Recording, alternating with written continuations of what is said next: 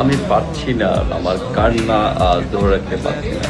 I am sorry, I am sorry, I am sorry. সত্যি রাগ করবে না, আই এম সরি। আমি সত্যি দুঃখিত বাচ্চান ফ্রেন্ডসের জন্য।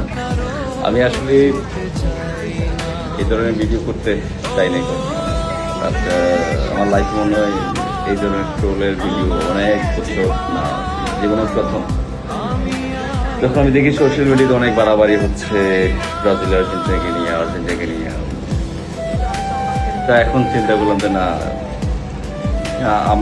আমি একটু সবার সাথে যুক্ত হই, একটু ফান করি। অনেক কষ্ট পাচ্ছি ও ব্রাজিলের ফ্যানদের জন্য অনেক কষ্ট পাচ্ছি।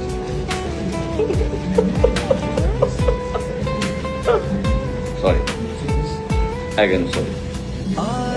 কি করবো আসলে, এরকম একটা টিমকে হারাবো কখনো কল্পনা করিনি।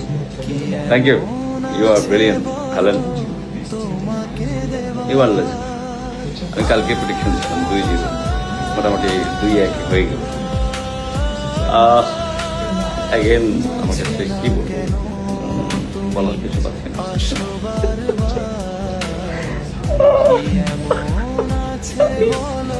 কিছুতেই বুঝতে পারছি না কি হলো। এটাই হওয়ার কথা ছিল। কেন তোমরা অনেক বেশি লেখালেখি করে ফেলছো সোশ্যাল মিডিয়াতে, অনেক দোয়াই করছো, অনেক তান্ত্রিক মান্ত্রিক শান্ত্রিক সবকিছু মিলিয়ে।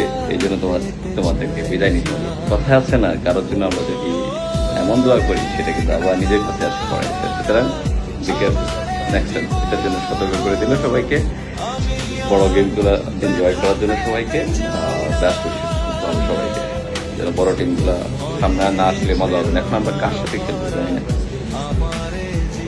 ওকে, অনেক কষ্ট। বাবাই, টেক কেয়ার।